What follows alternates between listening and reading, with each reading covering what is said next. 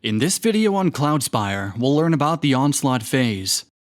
Up to this point, players have chosen the heroes and minions that will be participating in the upcoming violence, known as the Onslaught Phase. During this phase, minions will move towards their target fortress in hopes of dashing their enemies' lifeless bodies against the hard neoprene surface. The Onslaught Phase is made up of rounds, each of which consists of all players taking one full turn, beginning with the first player. A player on their turn will perform the following stages: start of turn, movement, Spire's Fire, exploration, and attack. Let's begin with start of turn and a little thing called Campfire Mode. If, during the Onslaught Phase, a player begins a turn and finds they are the only faction with units in play, that faction's heroes go into Campfire Mode. When a hero is required to go into Campfire Mode, it simply goes inactive, whereas the faction's minions continue to act as normal until they are defeated.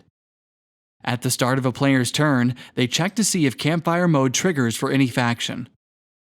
After checking for Campfire Mode, a player can do the following in any order. 1. Resolve any talents, events, or relics that trigger at the start of the player's turn. For example, the Bronze Siege Tower Spire has Raise, which allows the Spire to attack a spire or fortress within its range at the start of the turn.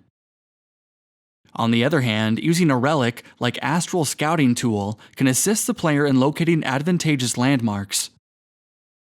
2. Use a limited build option to construct or upgrade a spire. This may be done a maximum of 2 times during each Onslaught Phase, and the player may use both limited build options in the same turn.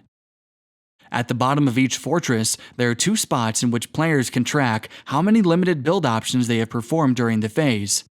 When one has been used, a peg can be placed to track the usage. Limited build options are distinct from normal build options. Build options usually take place in the build phase, but limited build options occur at the start of a player's turn during the Onslaught Phase. As mentioned, using a limited build option, a player can choose to either construct a new spire or upgrade an existing one. Once a player is satisfied, they begin the movement of their forces. In this stage, heroes have a little more flexibility in when they move. First, any of a player's heroes may move before the player's minions, though they do not have to.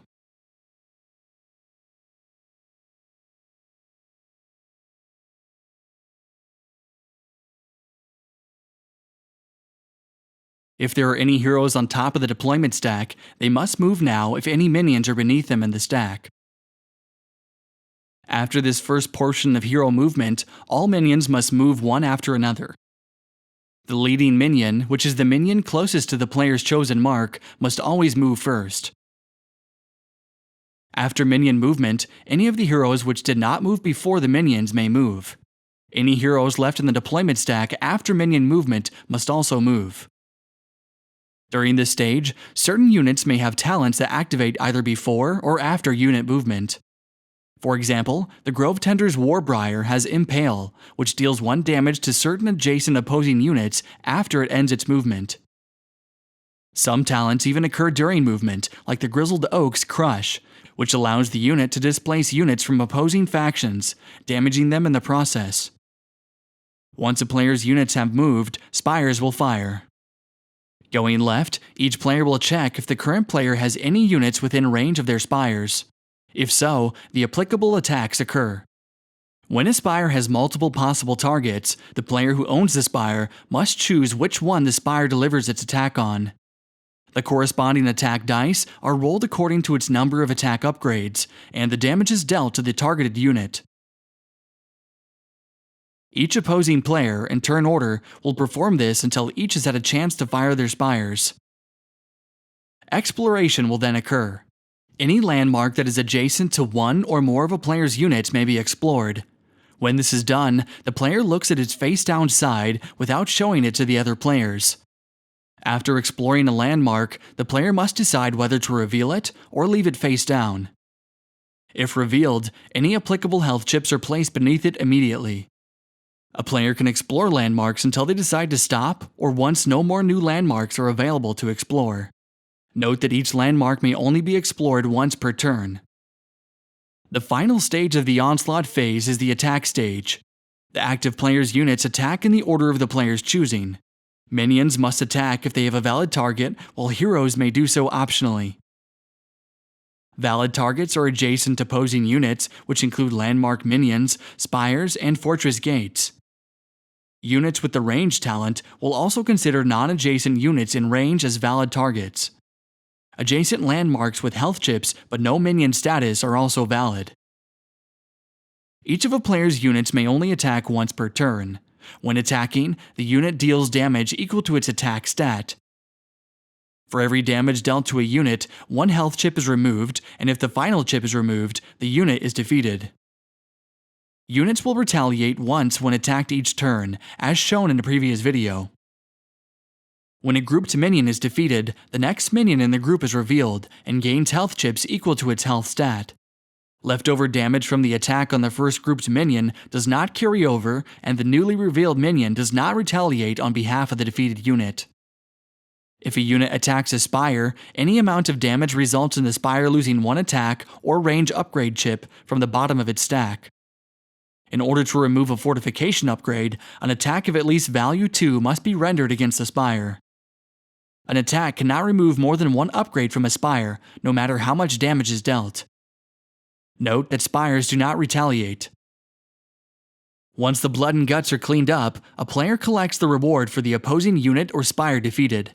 This occurs immediately upon the defeat of the unit or spire. If a hero was responsible for the defeat, it may level up. Once defeated, faction minions and spires are returned to their barracks. Merc minions and spires are discarded when defeated. Heroes of either type, faction, or merc are removed from the game when defeated. Once players have completed the full turn, the next player will begin theirs. The Onslaught phase will only end when there are no faction minions in play and no units yet to deploy.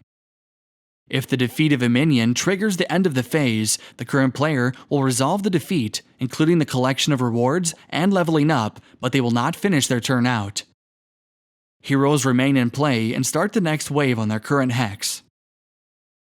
The end of the Onslaught phase also triggers the end of the current wave.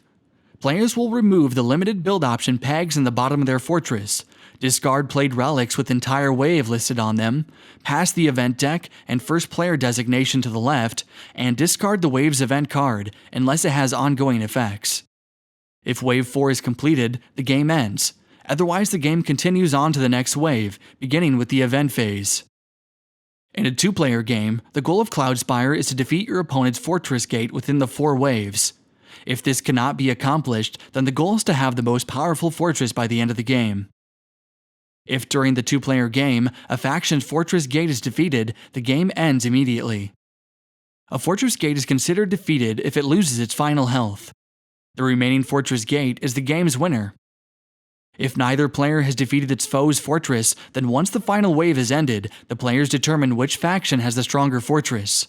Fortress power is determined by adding the number of gate health remaining to the number of fortress advancements the player has made. Whoever has the more powerful fortress ascends to victory. If there is a tie in this respect, whoever has the most source wins. If source is also a tie, then whoever has the greater number of spires in play wins. In a 3 or 4-player game, the goal is to have defeated each other faction in the same wave. If players fail to attain this, then having the most powerful faction fortress at the end of the game will suffice for victory. Note that gameplay continues after a fortress gate has been reduced to 0 health, as long as there are at least 2 other factions in play. The player who has defeated the faction's fortress pillages the remaining source from that faction, sapping it to their own fortress source counter. While a fortress gate is defeated, it cannot be another faction's mark, and players with this as their mark must declare a new fortress as their mark. Any player that has their gate defeated must repair their gate during the next income phase. If a player's gate is defeated in the last wave of the game, the player's fortress power is considered 0. To repair a gate during the next income phase, a player must restore it to 3 health by removing 3 fortress advancements. The highest level advancements must be sacrificed first. If a player runs out of advancements to sacrifice, source is used instead, at the rate of 2 source for each health remaining. Note that no more than 3 health can be restored when repairing a gate. This concludes this series on how to play Cloudspire. Thanks for watching.